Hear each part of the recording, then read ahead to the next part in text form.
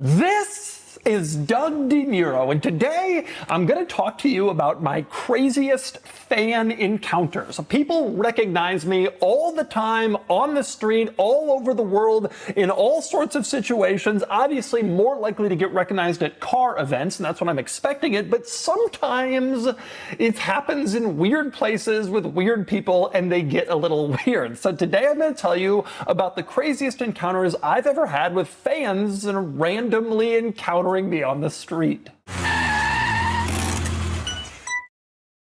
I want to tell you about something new we're doing that I'm actually really excited about. It's called Key, and it's a brand new channel from the team behind Cars and Bids. Now, obviously, on this channel, I review cars. That's not changing. Those videos aren't going anywhere. But there's a whole world of car culture out there that doesn't really fit into the normal Doug review format, and that's where Key comes in. The channel follows two members of the Cars and Bids team, Joe Barry and Ryan Lopez, as they go out into the car world chasing interesting stories. Think documentaries, travel films, crazy road trips, and big supercar adventures, the kind of stuff that every car enthusiast loves. They're visiting collections, meeting interesting people, and exploring car culture in a much bigger storytelling way. So, if you love cars, not just the specs, but the stories and adventures around them, you're going to want to check out Key. Subscribe to the channel and see what Joe and Ryan are getting into next. I'll be sending them on some insane adventures. Trust me, if you're a fan of this channel and Cars and Bids, you're gonna love it. Okay, so I came up with this idea for this video because I told this story on our podcast that went up on Friday, April 17. I told this story about how I was just in Washington, D.C. I was visiting my very best friend, and she drives a 2013 Kia Sportage that's in rough condition. It's missing a door handle. It's got scratches down the side from where a construction fence once fell on it at a stoplight. Because it's a Kia, people have attempted to steal it a couple of times, and so the key for the ignition is different from the key for the doors. It has like a billion keys you're trying to get into, and it's been rekeyed. It's just a ridiculous, rough 14-year-old Kia Sportage. It's thousands of miles behind on its oil change, and I told this story already in the podcast, but I'm driving it along in Washington, D.C., and I'm driving it at a stoplight, and the guy next to me calls out, and he says, "Doug?" It's this guy who was recognizing me, from my car videos, but I'm thousands of miles away from where I live driving a Kia Sportage, and this guy probably was thinking, what the hell is going on? Why is Doug DeMuro, who's got a Countach and a Carrera GT, who lives in California, who's driven Bugattis and Koenigseggs, why is he driving a 2013 Kia Sportage in Washington, D.C. traffic? Now, later, I got with him on Instagram. He had messaged me, and I kind of explained that I was driving my friend's car, I was there visiting, but it must have been like a totally crazy experience for him. And over the years, I remember the very first time I got recognized by a fan publicly on the street was in early 2015. I had dropped off my giant yellow Hummer that I had bought to make videos with. I dropped that off at a car dealership, and next to the car dealership they had an enterprise rental car, and so I was renting a car, to like get home as the loaner car basically. And a guy in the enterprise rent-a-car location recognized me, and at that point I had only made maybe 10 videos. I was writing on Jalopnik. Like, you would have had to be like a real super fan to recognize me. I remember I went home and told my wife, some guy knew who I was today on the street. And since then, it's totally blown up. And now, pretty much everywhere I go reliably, if I'm in public, especially in an English-speaking place, I can count on being recognized, multiple times a day. If I stay here in the States and Canada, in the UK, Australia, New Zealand, if I go to Italy or, other places sometimes on vacation, then I'll go Spain. It's rare that I get recognized. And in those situations, it is primarily only by foreign tourists who maybe watch media or something in English. Not always Americans, but like a German in Spain might recognize me because some of the media that they consume, they're multilingual is in English. But it's rare there. But generally speaking, if I walk through an airport, if I walk through a baseball game, whatever, I'll get recognized. But there have been some weird ones. And thinking back on it, probably the most unusual fan encounter I've had was actually with another celebrity, which was Jerry Seinfeld. A few years ago, I filmed a video with a Bugatti EB110. And At the time, the owner of the EB-110 was renting an airplane hangar at the Santa Monica airport for his car collection. And the Santa Monica airport is this weird thing. It's like an urban airport that isn't really used that much for air travel. Instead, it's primarily used by rich guys in LA to rent hangars for their car collections. And so this guy has Bugatti EB-110 in a hangar, and then Jerry Seinfeld had a hangar 2 hangars away. I've always been a big fan of Seinfeld, the TV show, back when it was on in the 90s, and then his Comedians in Cars Getting Coffee, and obviously Jerry's a car enthusiast, so he's always been like a, kind of an idol of mine. Like, oh, he's this guy I love from TV, but he's also a car guy. Wouldn't it be cool someday to meet Jerry? So I'm in the airplane hangar shooting the EB-110 video, and I find out from the owner for the guy who owns the EB-110, and he said, hey, 2 doors down is Jerry's hangar, and it looks like he's here today. The garage is up. I think I saw him drive through. I'm like, oh my God, Jerry Seinfeld is here. So I keep shooting the video, and the guy who owns the EB-110 kind of is in and out the hangar, like down other places, and eventually comes into the hangar and he says, hey, I know you're in the middle of this, but I just talked to Jerry at his hangar. He said he wants to meet you. And I'm like, what? Jerry knows who I am? Jerry wants to meet me? So I still will never forget this. So I said, okay, fine. Jerry said he'd be there all day, but when you finish shooting, just have him come down and say hi. So I'm like, oh my God, okay. I finished shooting the EB-110, took hours. It was obviously a very technical shoot. You got to get every little detail of that car, so it's probably the only chance most people will ever have to really get involved with one. So it took forever. So finally, at the end of the day, it's like 2 o'clock. I walk down to Jerry's hangar, and I walk in, and Jerry is there, and he's doing like a storyboard thing for some show or movie he was working on. This was years ago. It's probably already happened, but he was doing that, and I walk in, and Jerry says, oh my God, Doug DeMuro, I'm your biggest fan. And I'm like, what?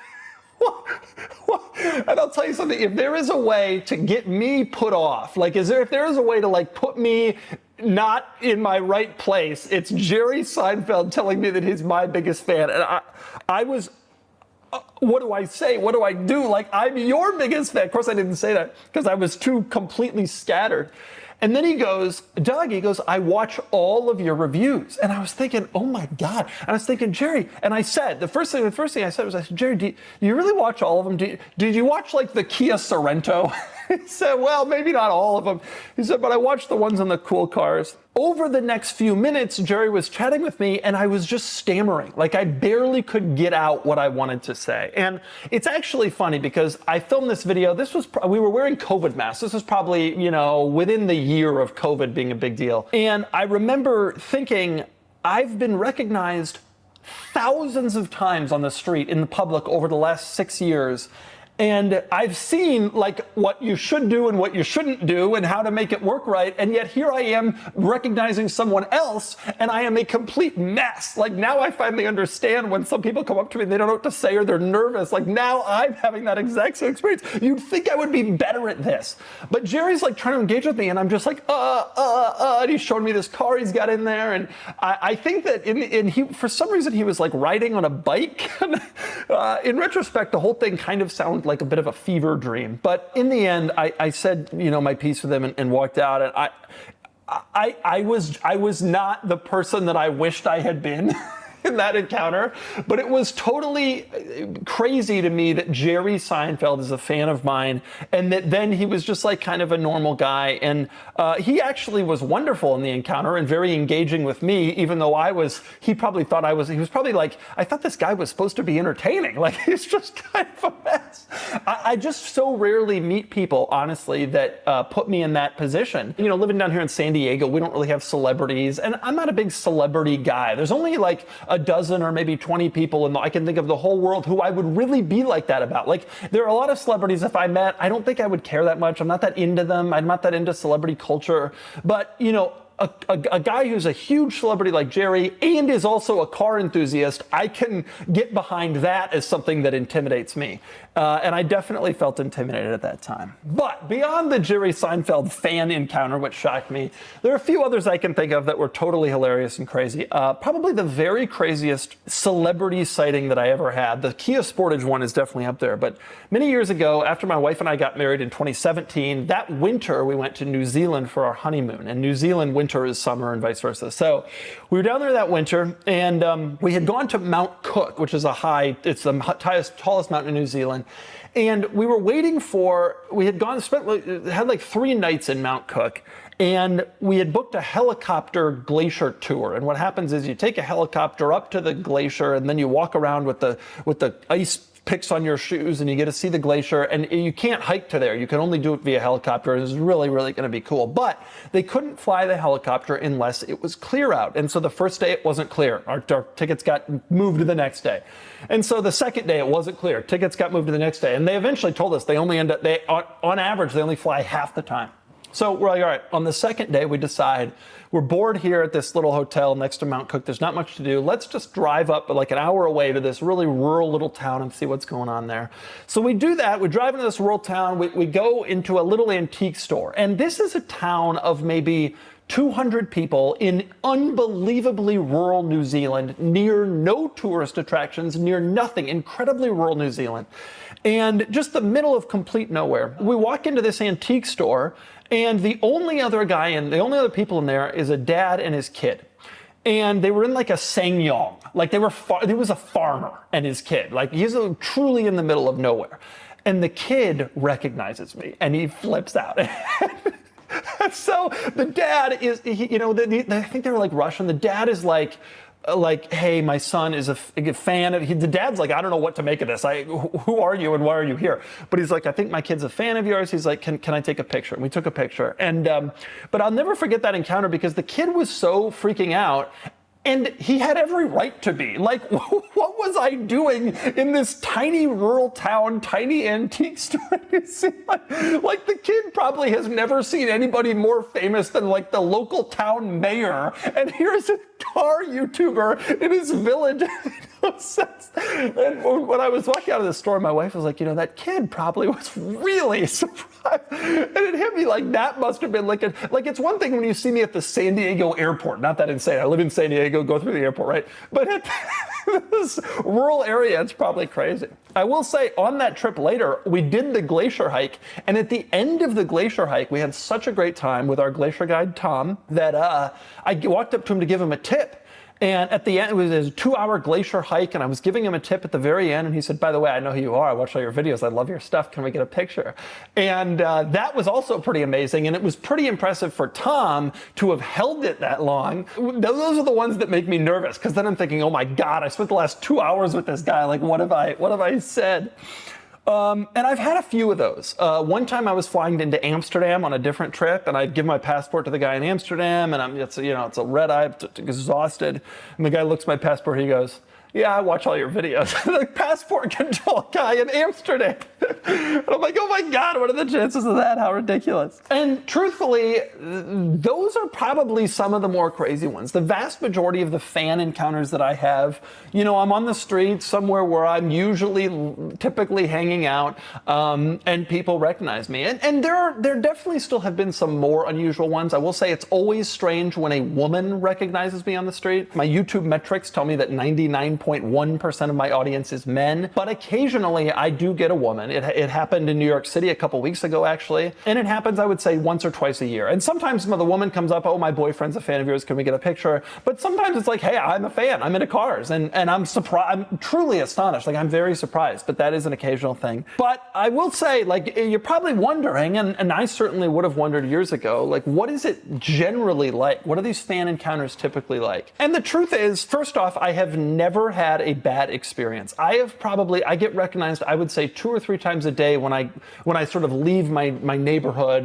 picking up my kid at school, nobody says anything, but if I go into the store or whatever, 2 or 3 times a day, and everyone always has been tremendously respectful and nice and gracious and positive. I have never had anyone come up to me and say, I hate you, I hated your review of this, I hated this or that, which is great. Like, I think that's really surprising, honestly. I said some negative things about some cars, and I wouldn't be shocked if there are people out there who take it kind of seriously, but I've never had someone come up to me, at least, and say that. They've always been super positive, and the vast majority of people are tremendously respectful of my time. They understand, like, hey, I'm bothering this dude in a store with his kids, whatever. Like, I'm not going to sit and talk to him, but they're willing to just, hey, and I always say, hey, what are you driving? Where are you from? Whatever. And we get a picture usually, and that's that. And then they say, I don't want to take up more of your time, and they walk away. And sometimes it's actually kind of sad, because sometimes I think the person is kind of cool, and it's like, hey, wait, I want to be friends with you.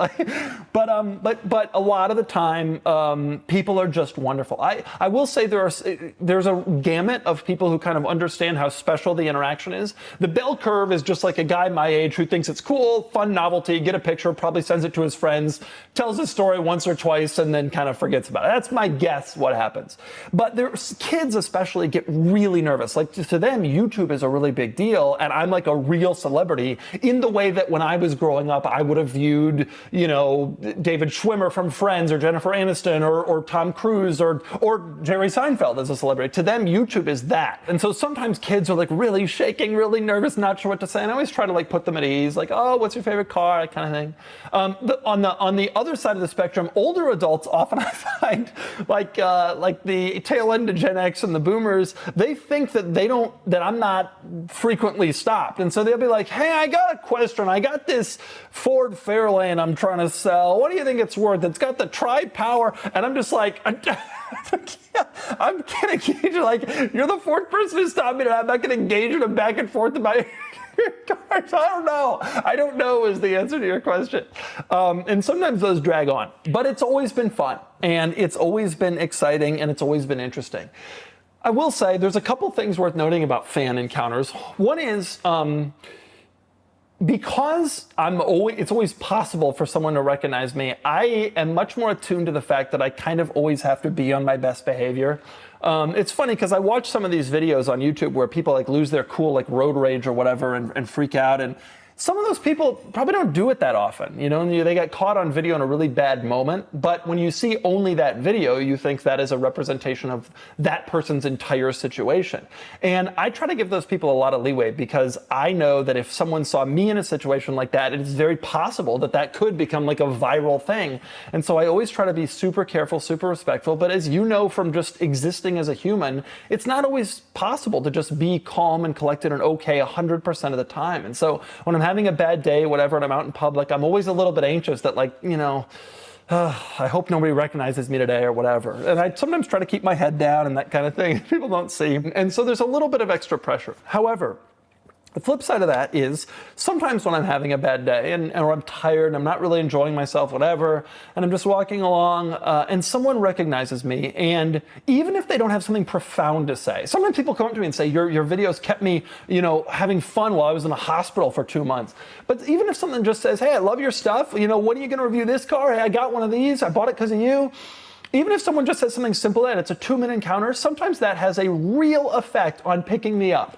And you'd be surprised for every time where I don't want someone to come up to me because I'm tired, I'm whatever, in a bad mood, 10 times I would say people do come up to me, and it ends up like turning my day around or giving me a really happy boost.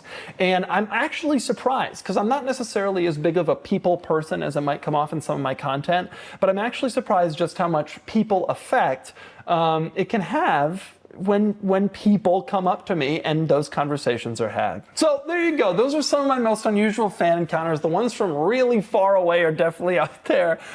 People very surprised to see me is cool, but the Jerry Seinfeld interaction I'll never forget about. Mostly though, the fan encounters are interesting. They're fun. Every one of them is a little bit different, a little unusual. I always love finding out what people are driving. And it's after all this time, now it's been 12 years since that first time, 11 years since that first time I was recognized. It still happens a lot, and it's still honestly like a pretty cool experience to have happen even all these years later.